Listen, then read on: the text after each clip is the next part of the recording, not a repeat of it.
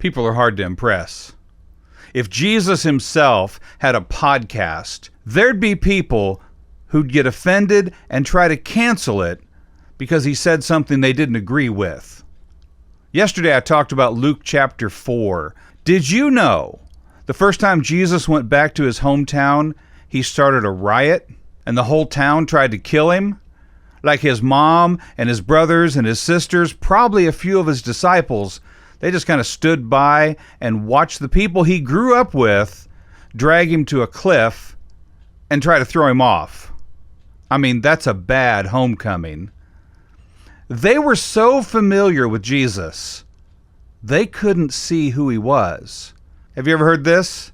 Familiarity breeds contempt. I think we do the same thing. We've heard about the amazing grace. We've heard about the forgiveness he offers. We've heard about Jesus, but we're not impressed. The people in Nazareth were so familiar with the Jesus they grew up with, they couldn't see him. And you know, I look around the world and it seems to me like we're in the same danger. We're also too familiar with Jesus. We can't really see who he is. I mean, we do what God told us not to do, and we just expect him to forgive us or whatever. We don't really care. And do you know what Jesus said that made him so mad? He said, "Listen to me very carefully, people. I'm the Messiah, and you're rejecting me. So I'm not going to do any miracles for you. I'm not going to do anything for you. You get nothing from me. And I'm going to take all your hopes and all your dreams, and I'm going to give them to your enemies." The story about Jesus going back home to Nazareth and being rejected, it's a foreshadowing of the cross.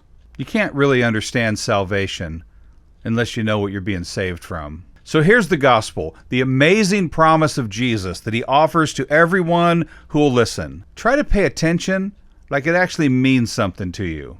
All you who are poor in spirit will receive the kingdom of heaven. If you know you're spiritually bankrupt, if you realize you have no way to pay for the debt of your sins and doubt, and just receive God's mercy through Jesus. Receive the sight of faith. You're forgiven because of Jesus. Walk in the light of his grace and mercy and freedom. If you want to listen to the whole message, go to newchurch.love, or you can feel free to be sucked back into the apathy of your cynical existence.